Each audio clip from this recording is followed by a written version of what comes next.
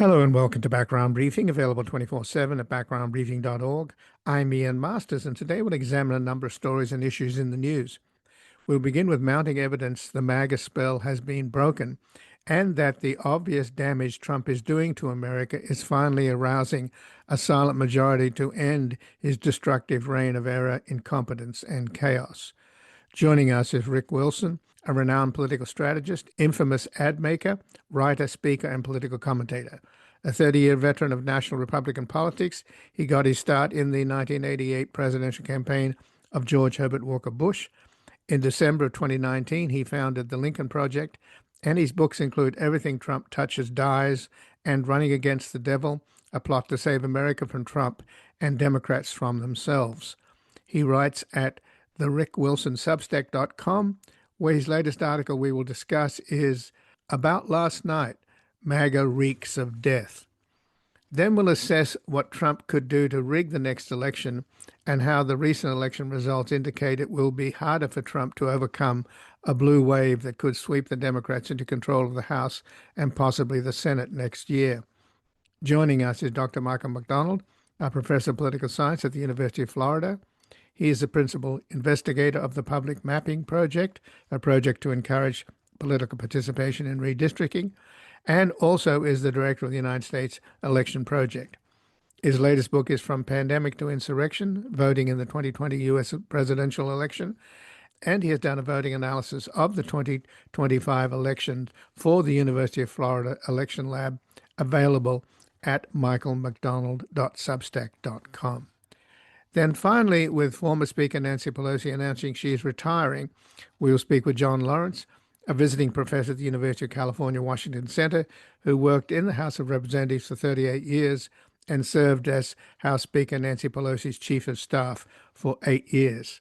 He's the author of Arc of Power, Inside Nancy Pelosi's Speakership, 2005 to 2010, and a new historical Sherlock Holmes novel, Sherlock Holmes in the Case of the Revolutionary's Daughter. And he blogs at Domocracy, where his latest article is What the Off-Year Elections Tell Us. And he has an op-ed at the New York Times, Nancy Pelosi is an American Political Giant.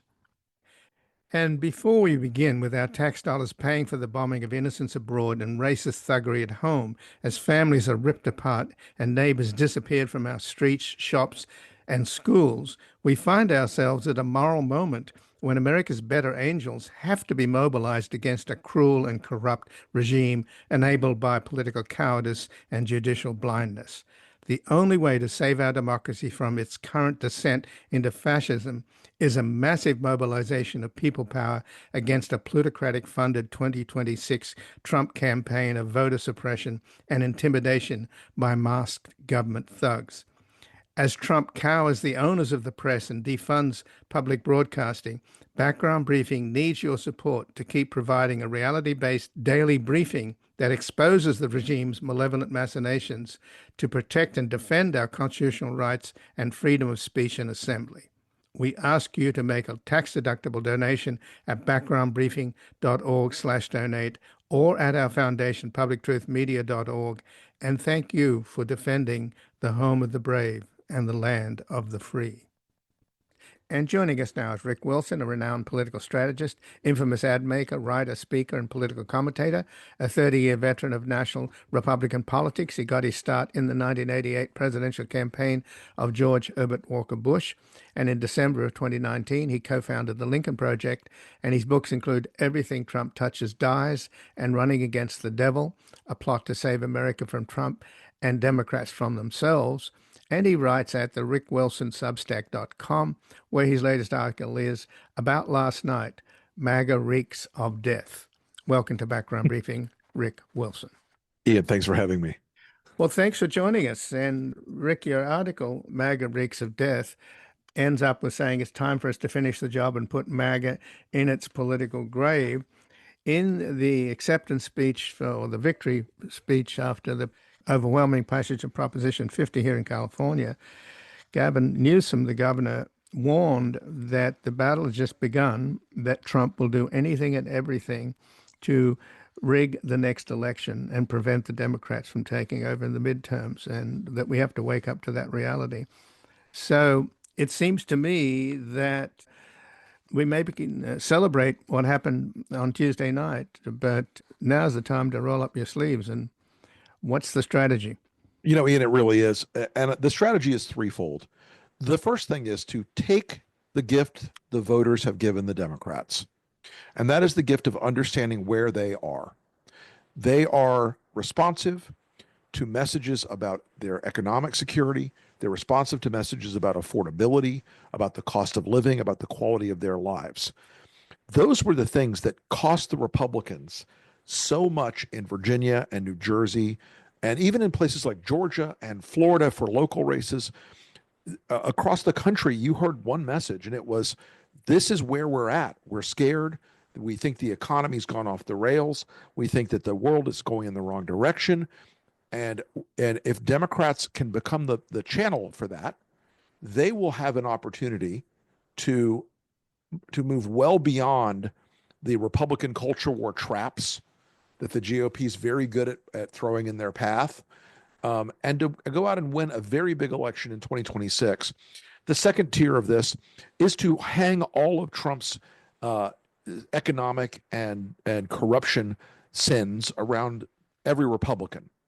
And most of the Republicans that are out there in these swing districts are going to say, oh, well, I'm different. I'm not like the rest of them. I'm not one of them, but they all are.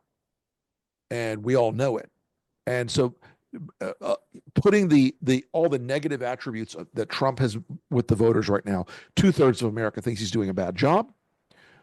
Voters do not find him honest or trustworthy. They believe he's harmed them because of the tariffs, and harmed them because of his shutdown of the government, and harmed them by all these random firings of government workers. And the third part of this is to keep up the drumbeat on Trump himself, because the worse he behaves, the worse the Republicans do. Well, if I were to say to you, Rick, and propose to you that we should have a leader that would dismantle our democracy and our government, undermine our rule of law, Mm. destroy our education institutions, weaken and divide our military, attack our science while rewarding ignorance, unleash his private militia against US citizens, eviscerate our intelligence and counterintelligence, trash our alliances, undercut the primacy of the dollar with crypto scams and tariff wars, plunder our environment and poison our future, impoverish most Americans and starve 1 in 8 of us, you would think I was mad.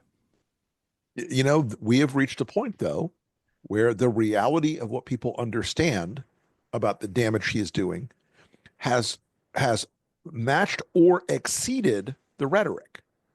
And that takes some doing in American politics these days. But the damage he's doing is so obvious to everyone now. The anxiety that farmers and small businesses and manufacturers are feeling around this country is very real to them. They sense that things have gone not only off the rails, but they've gone off the rails as a matter of his choices, not as a matter of, this isn't COVID coming along to slam the economy sideways out of nowhere. These were choices he made. These were affirmative decisions he made that have caused the harm that people now associate directly with him. We did not have that. Um, we did not have that going in to the 2020 race, even though there had been a lot of economic, issues he had caused to harm Americans. This now is very much associated in the minds of voters with his choices, with the things he said. You know what? The best thing I can do for my country is to invoke these insane tariffs across the world and drive up costs for every American.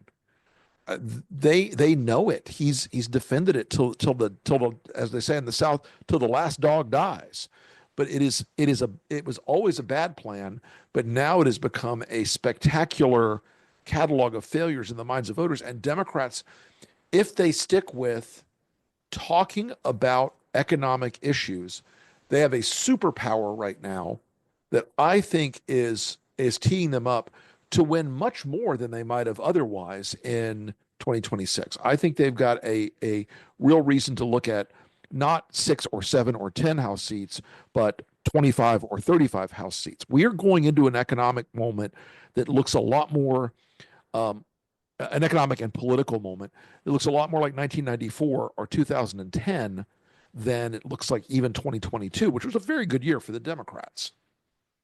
So, if Americans can't fly on Thanksgiving, which Mm-hmm. they do in huge numbers, and families get together, and in fact, it's the most wonderful and joyous American moment and vacation. It's not Mm-hmm. commercial. It's truly the deepest sense of It's very wired into our culture. Yes. exactly. And if we can't fly, who's that going to resonate against? And by the way, the Supreme Court looks as if it's going to go along with what we were just saying about tariffs, that it's even too much for this Supreme Court. Ironically, the Supreme Court could Trump will hate it if they vote against him, but he should welcome it, really. It's one of the few things that could stop this slide in the economy right now and this volatility in the economy right now that the Federal Reserve has pumped in the last I would say 10 days something to the tune of $140 billion into the markets because they're worried that all of these things that we're seeing are adding up to um, an economic catastrophe. If the Supreme Court says you can't do the tariffs anymore, Donald, you have to unwind them all, and he shrugged his shoulders and said, "Okay, well, I guess I lost this round," and did that, I think the markets will reward that. Now, I don't think he will do that. I think he's too stubborn and not bright enough to really understand the opportunity they would be giving him. But we certainly are at a moment, I think, that that the tariffs have become an economic dead weight around the American economy, and job growth is basically, unless you're in the data center building business, job growth is basically at zero. So all of this has come down to a moment of it feels to American voters like Donald Trump is an adversary of the economy and of their prosperity, not an enabler of it. Well, the same could be said, Rick Wilson, of it would be good for Trump if he made a deal with the Democrats and stopped the shutdown of the Sure, government because sure. he would be rescuing health care, which is about to be unaffordable, It, and he'd it, be a it hero. But he would, but I don't think he can. I don't think he has the ability to disconnect his pride from the political downstream benefit. And I have a message for Republicans out there. He doesn't care about whether they win or lose. He has built an economy or built a political environment in D.C. where where the House obeys him right now, and if it was in the hands of the Democrats, he would try to ignore it. So he really doesn't care if these folks lose their seats. That really is not his number one concern. Whereas typically a president is the leader of a party, Trump is the leader in his mind of a personality cult. but back to Governor Newsom's warning that Trump will do anything and everything to rig the next election, and a similar warning came recently from James Carville. So I'm wondering about the extent to which this is because Trump is actually a criminal and he thinks like a criminal.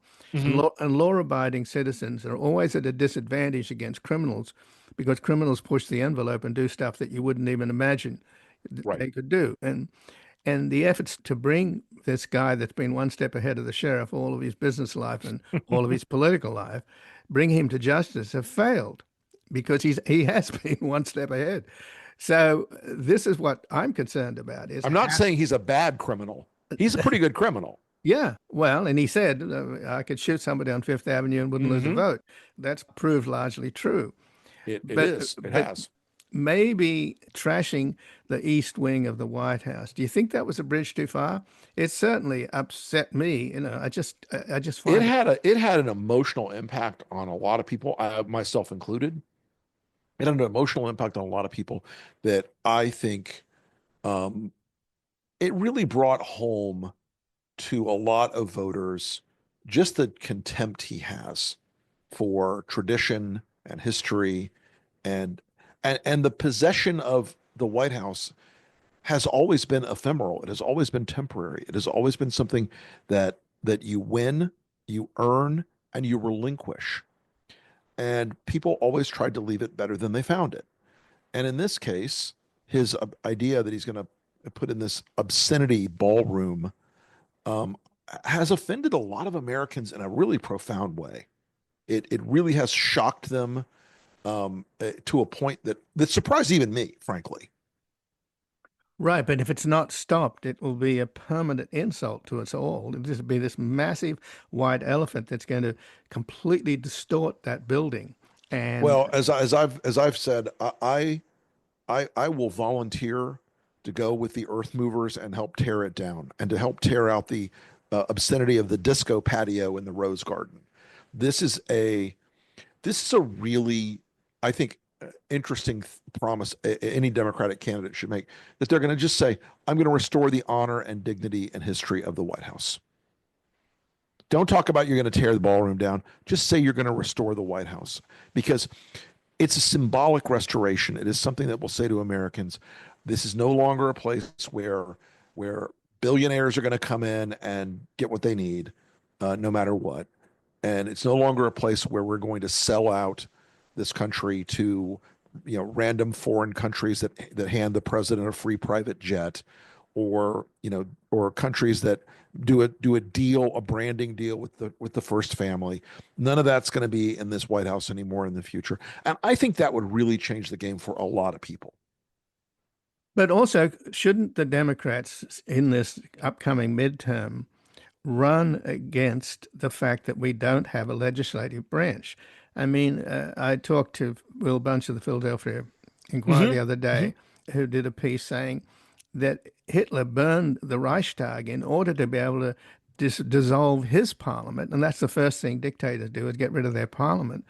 But Mike Johnson has done it without firing a shot. We no longer have a legislative branch.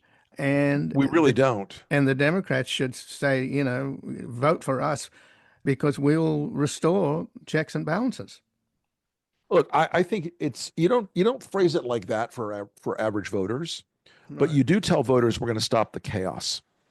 We're going to get back to normal. We're going to do the work for you that we need to do.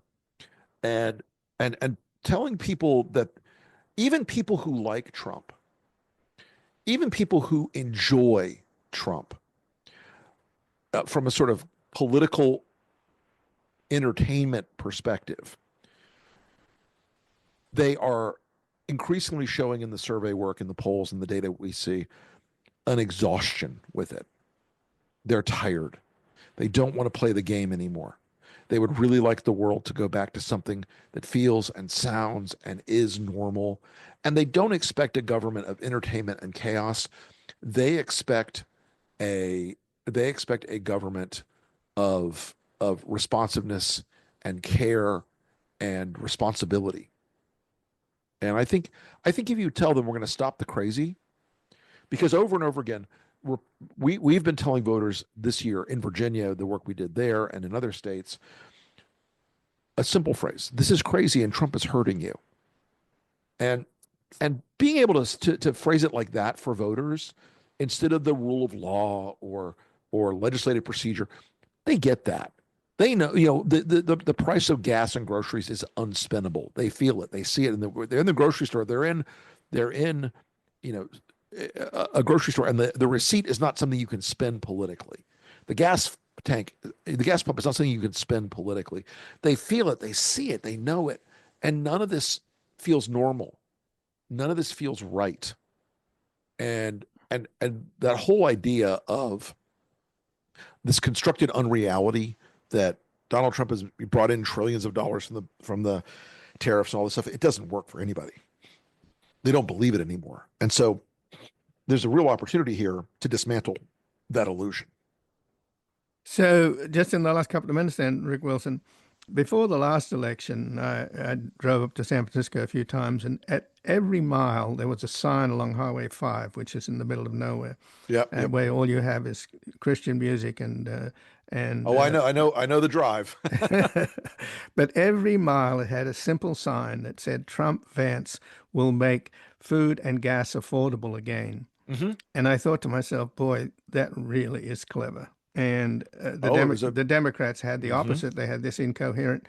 Well, they first of all had candidate who was president who was past his shelf life and did a disastrous debate, and then he was followed by a vice presidential running mate candidate who never really enunciated any kind of a vision. So little wonder they won. But have the tables turned? In other words, could the Democrats turn around and use that motto this time against the Republicans? Look, I think they really can. And you saw in New Jersey and in Virginia, Mickey Sherrill and Abigail Spanberger went out and talked every day about economic issues. They talked every day about the things that were affecting real people. They talked every day about getting to work on the things that would make people's lives more affordable, that would, fill the potholes on the road, that would stop, these random firings that are tearing apart the economies in their state.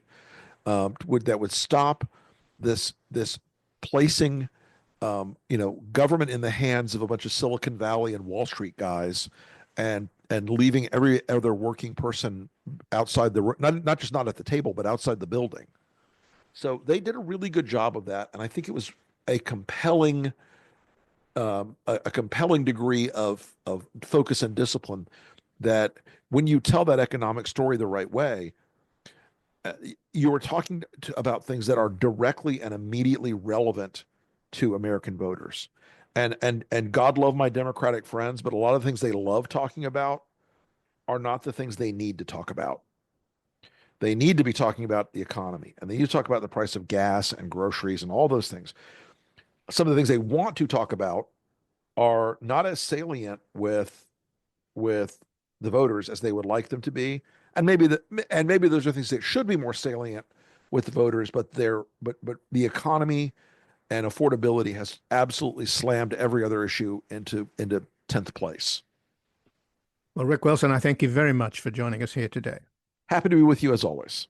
And again, I've been speaking with Rick Wilson, who's a renowned political strategist, infamous ad maker, writer, speaker, and political commentator, a 30-year veteran of national Republican politics. He got his start in the 1988 presidential campaign of George Herbert Walker Bush. And in December of 2019, he co-founded the Lincoln Project. And his books include Everything Trump Touches Dies and Running Against the Devil, a plot to save America from Trump and Democrats from themselves. And he writes at the rickwilson.substack.com, where his latest article is About Last Night, MAGA Reeks of Death. We're going to take a brief station break. Back with an assessment of what Trump could do to rig the next election and how the recent election results indicate it will be harder for Trump to overcome a blue wave that could sweep the Democrats into control of the House and possibly the Senate next year.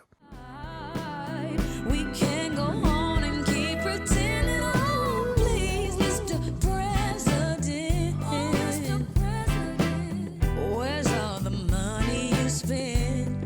All the money that you spend. Food is running low,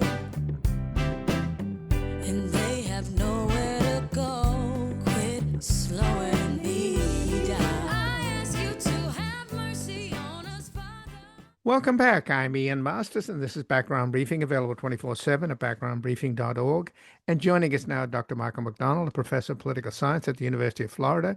He is a principal investigator on the Public Mapping Project, a project to encourage public participation in redistricting. He's also the director of the University of Florida Election Lab.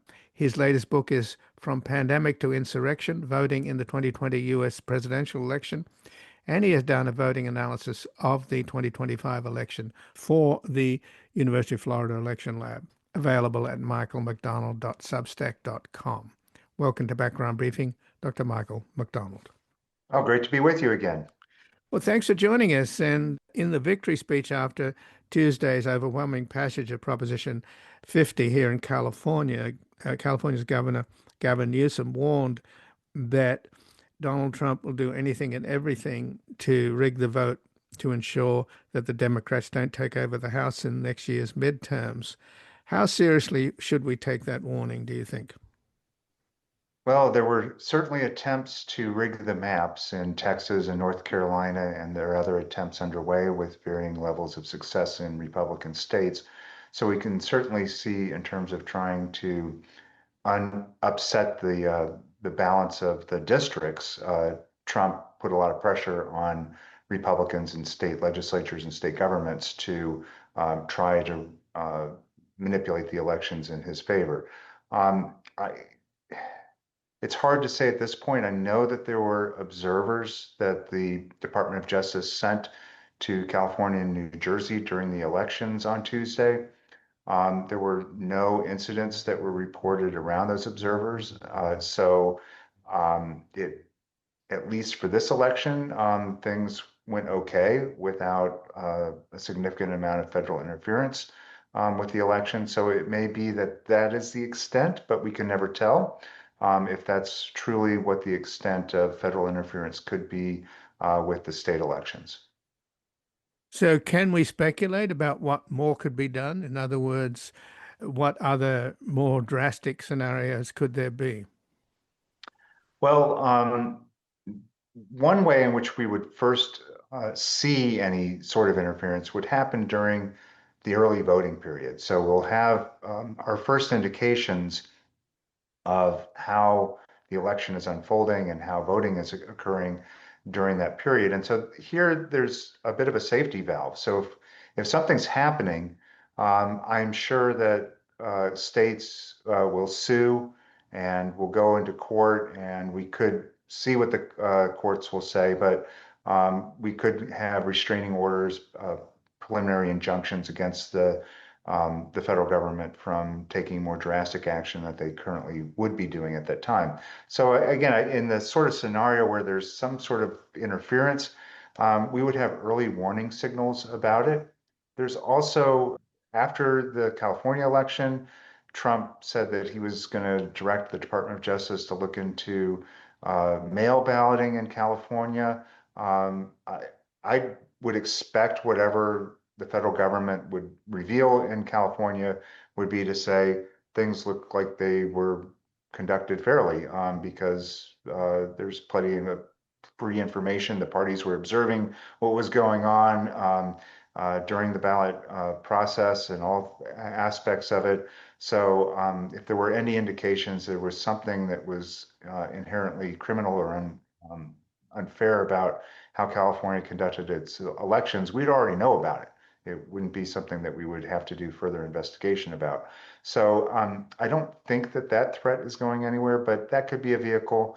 The last possibility, although we haven't seen this with the shutdown yet, is if the Republicans did away with the filibuster in the Senate entirely, then they could do any sort of pass any sort of number of laws regarding voting for federal elections. And that would be within their authority of Article 1, Section 4 of the US Constitution. And so you could see, say, the federal government, Congress, controlled by the House, by the Republicans, and the Senate with a majority for the Republicans and President Trump, they could together pass legislation, congressional, federal legislation saying that no more mail balloting or other things of that nature. There is a act called the SAVE Act, which the Republicans have tried to pass, but it's stalled in the Senate. So that could be another pressure point if the Republicans in the Senate decide that they were willing to do away with the filibuster. Then that would pave the way for lots of other legislation around elections and lots of other issues as well. But surely it's reasonable to be skeptical of Trump and concerned about his possible actions because he did launch a coup against the United States government and its election system back on January the 6th in 2021. And even going back to his primary elections when he was running for the first time around, he lost, I can't remember which one it was, he lost one state, and he blamed that on fraud.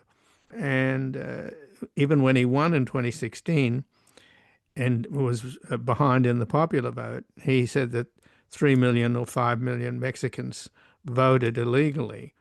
So, in other words, it's pretty clear, the pattern is pretty clear. If Trump loses an election, he doesn't accept that loss. Well, so far he's accepted what's happened with the elections as of last Tuesday.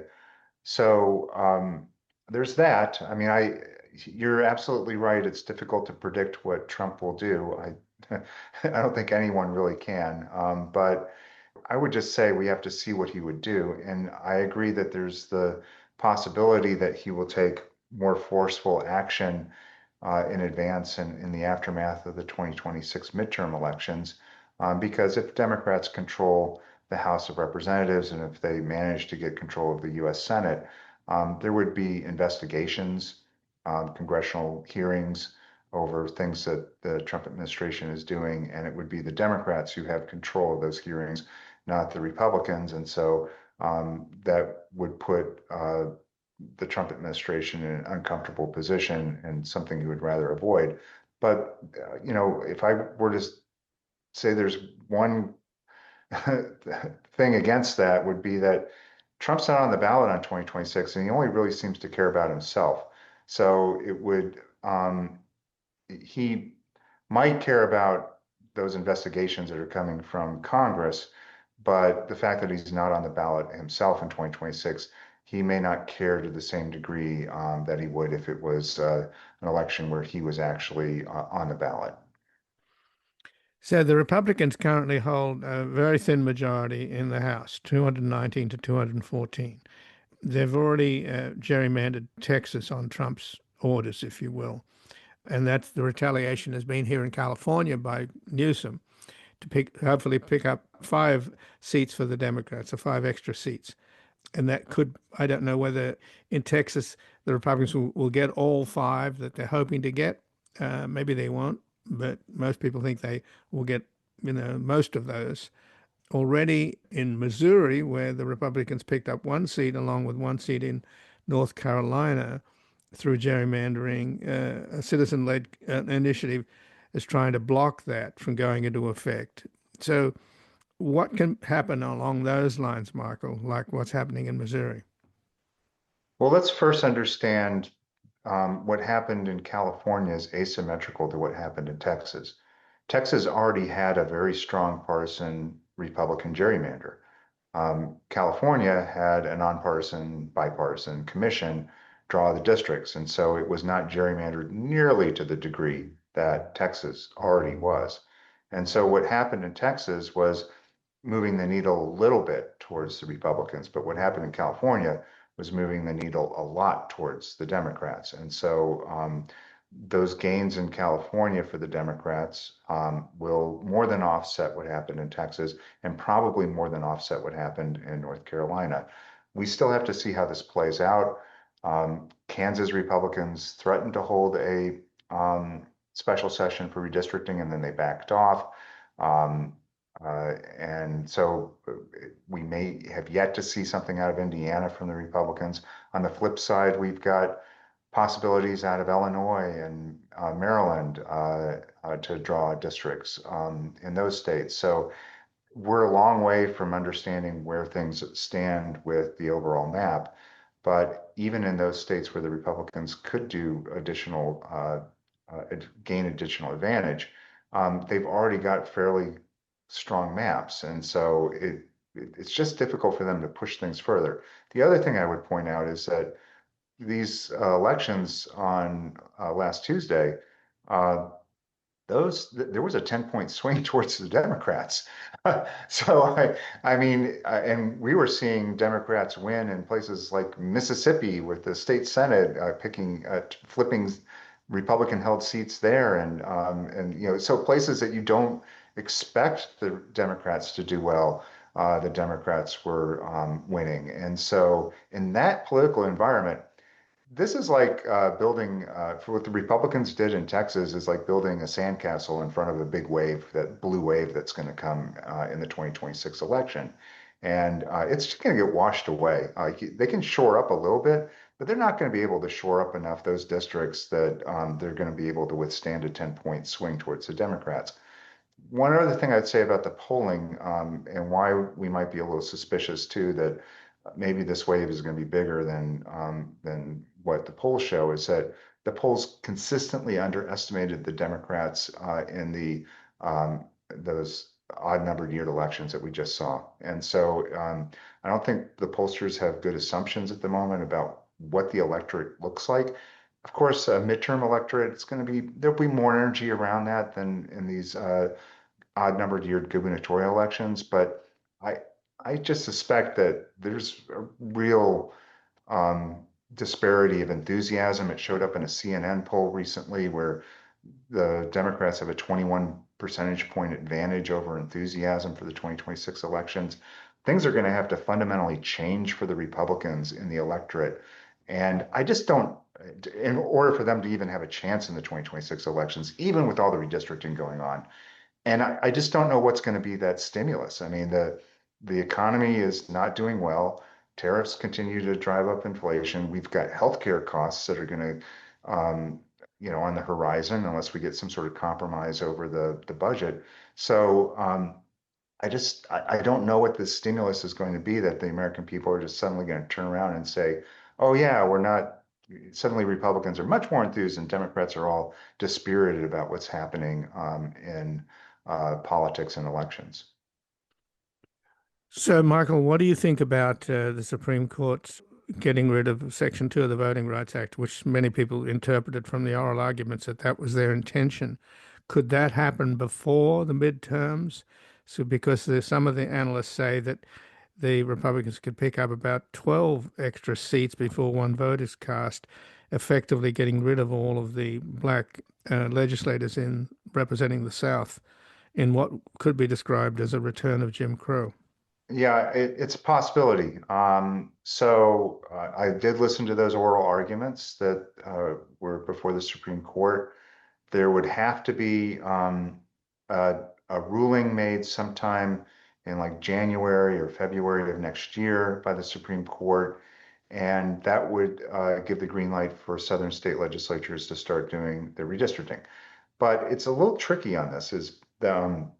We're seeing here in Florida. Florida was one of the states that was supposed to be on the agenda for redrawing districts, and it seems to have petered out. I mean, I haven't heard much out of Tallahassee here in Florida recently about doing that because when these Republican gerrymanders, they actually an effective strategy for gerrymandering is concentrating Democrats, if you're a Republican, concentrating Democrats into districts that the Democrats win by overwhelming margins. And so, yeah, you can split up some of the Democratic districts, but you don't want to do all of them because you might put your own incumbents at risk in some way. So there are going to be limits. We're already seeing that here in Florida, where trying to do further gerrymandering here, at least for the moment, seems off the table. There are timing issues with that. But let me go back to the Supreme Court arguments themselves. I don't know what the legal basis is going to be for doing this, other than the Supreme Court just says, well, we want to do it. The arguments that were made by the U.S. Solicitor General, by the Attorney General from Louisiana, were very poor legal arguments. And they said there has to be an intent standard for to say that there's racial gerrymandering that's taking place. Well, that's a decided case. I think it goes back to 1986, a case called Jingles v. Thornburg. And that has been controlling, and that case was to interpret what Congress did in 1982. And Congress explicitly said in federal law that you didn't have an intent. That wasn't the issue. The standard is whether or not there's an effect. Effect is a lot easier to prove in court than intent. And so I don't know really what else. I mean, that was the main arguments that were being made. Kavanaugh, it's like, well, it's like really old. This happened, this was 1982. We should, but there are lots of old laws on the books. Do we throw them all out?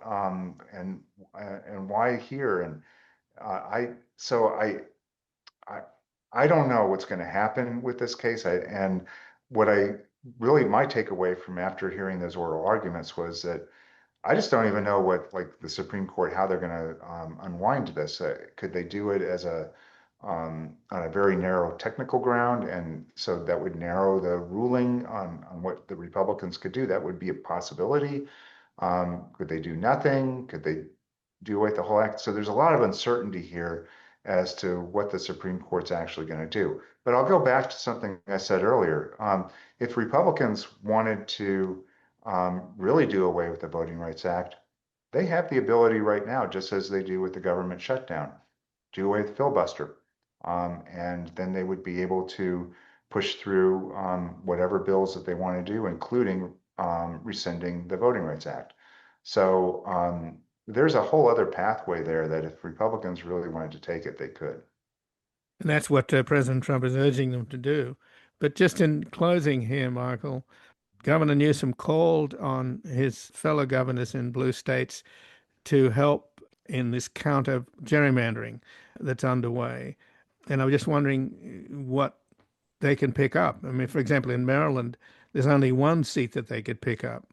And he called upon Illinois. I don't believe that maybe there's only one seat in Illinois, New York, and other blue states. So what are the numbers here that could possibly be picked up in order to match what the Republicans might be able to do if they are successful in Ohio and in Indiana? Well, in Ohio, I think that's pretty much a done deal at this point, but it doesn't really change the needle in Ohio because it's Republicans offered to Democrats just basically the status quo. So and that was because of some procedures that go on within Ohio with their redistricting reform that passed a few years ago. So I think Ohio is pretty much done, and these other states, again, there, as you said, there's some uncertainty here about the Voting Rights Act, but at the moment, we're pretty much at the extent of what the Republicans can do and what they have done, because they already have really effective Republican gerrymanders in place. It's not going to be able to withstand a large Democratic wave like we just saw on Tuesday. So this will all be, my perception on all this is that it's what the Republicans are doing are about trying to change the narrative about the upcoming 2026 election, saying, oh, look, they're going to gain 5 seats in Texas. I don't think they're going to gain 5 seats in Texas. They did not make those districts so Republican that they will not withstand even a mild Democratic wave, and that's not what we're seeing at the moment.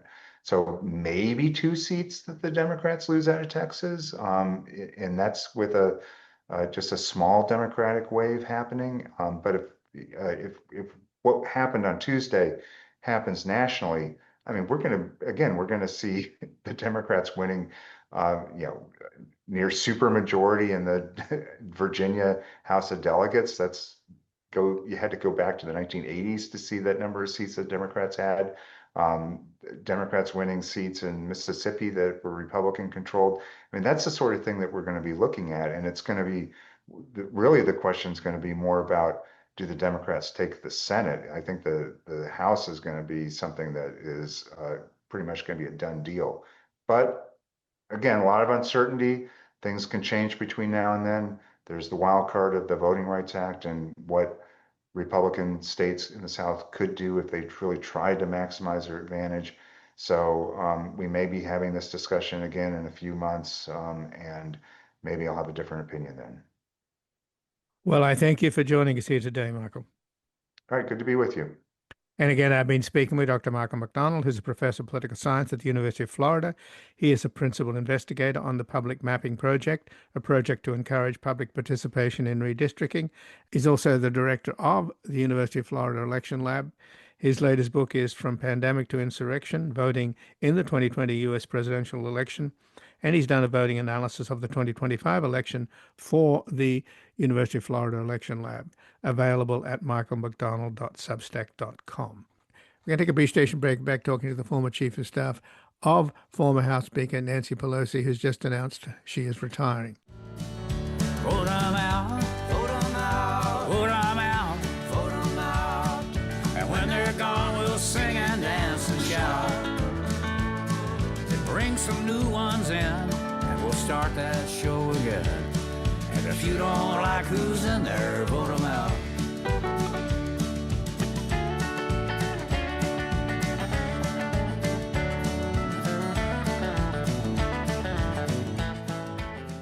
Welcome back. I'm Ian Masters, and this is Background Briefing, available 24/7 at backgroundbriefing.org. And joining us now, John Lawrence, a visiting professor at the University of California, Washington Center, who worked in the House of Representatives for 38 years and served as House Speaker Nancy Pelosi's Chief of Staff for 8 years.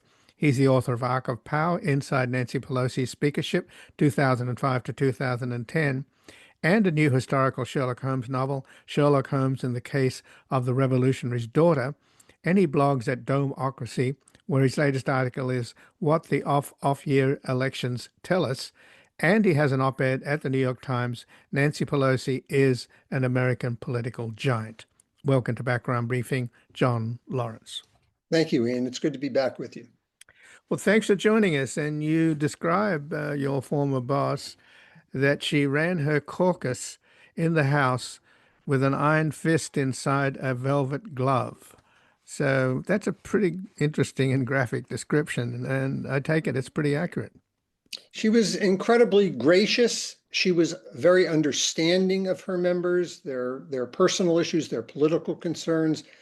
But she also had a mission, and that was to use the power that voters had given to the Democrats, sometimes by a narrow margin, sometimes by a larger margin, to move very crucial legislation that was necessary for the country. And she was compassionate to the kinds of political challenges that people would face, but she also wasn't afraid to push people and encourage them in all sorts of ways to stay with the program and take a political risk and do what was necessary for the country. And Nancy Pelosi is 85 years old. Today, Thursday, she put out a video that was, in a way, a love letter to the city of San Francisco. She's represented for 38 years, and she, of course, first was elected to Congress in 1987, and then later in 2007 made history as the House of Representatives' first ever female speaker. So there's a couple of recent things I wanted to touch on, John, particularly what a 50-year friendship with Joe Biden, which Joe Biden said was somewhat fractured. Back in the summer of 2024, she urged Joe Biden to step down. Arguably, that was a little late, but she was earlier than I think most people in privately telling him that he shouldn't run for a second term or he should step down. That must have been obviously painful for Biden and certainly upset his wife. But it turns out in retrospect, she was doing us a huge favor. And unfortunately, it should have been done earlier. Well, I think the key to your point there is that she did that privately. Unlike some people who were grandstanding and calling on Biden publicly, I think partly because of their longstanding friendship, which you referenced, partly because that's just Nancy Pelosi's style.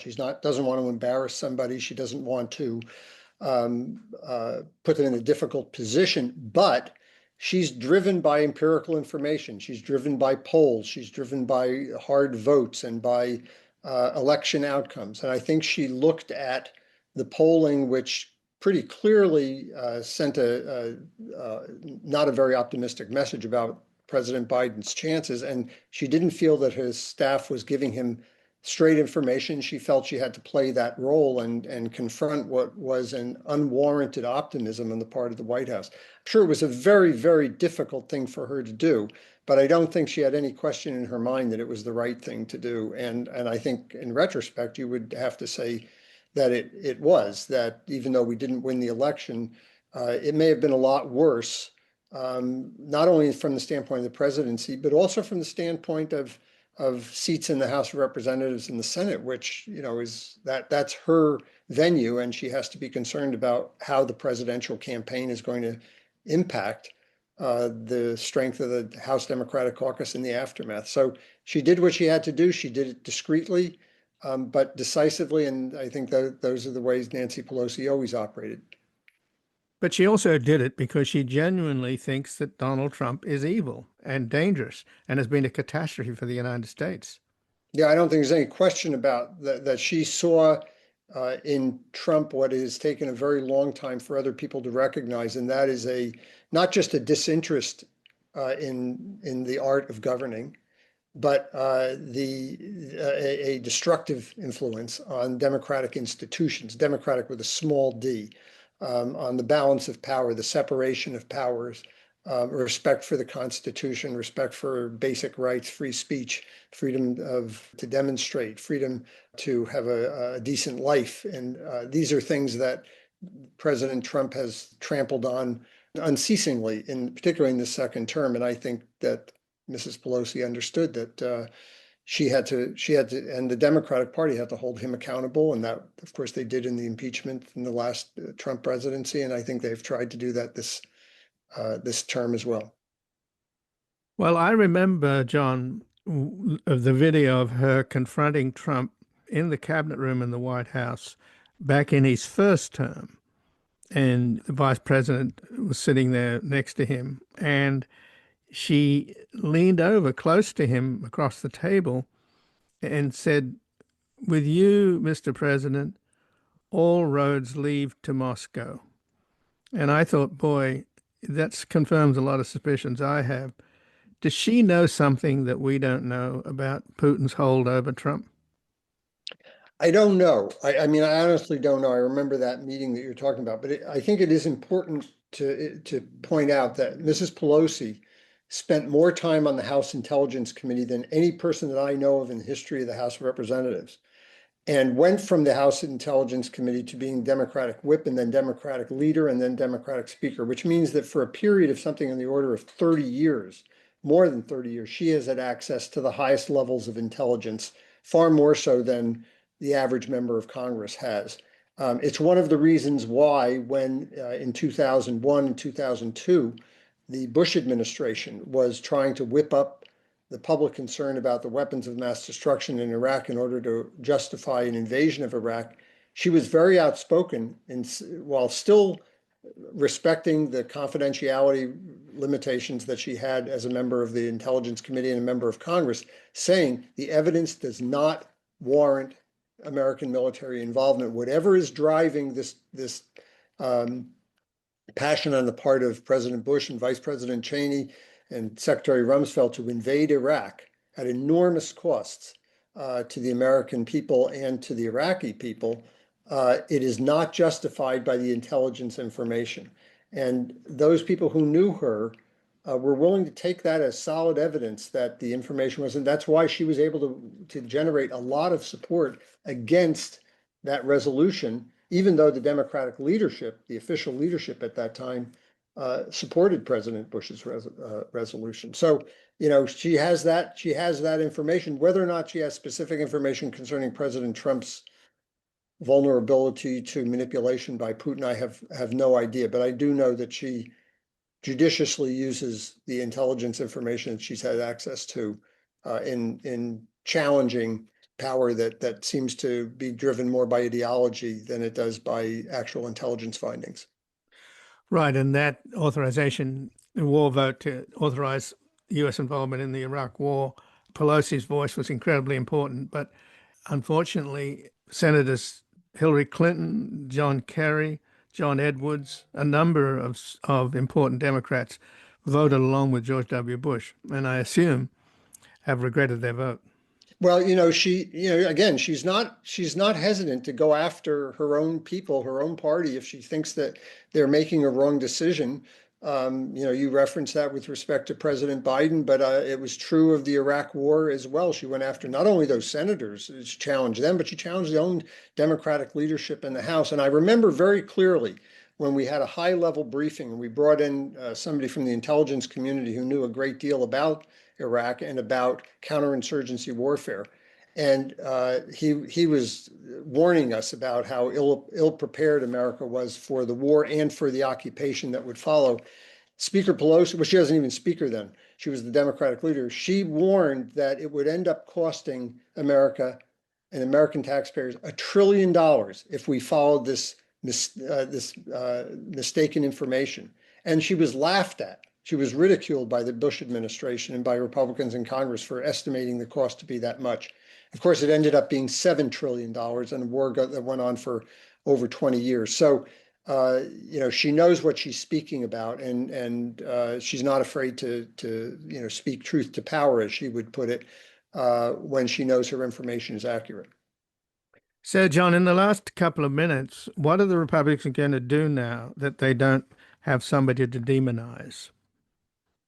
Well, I mean, they'll find somebody else to demonize, and it'll be either Zohran Mamdani or someone else.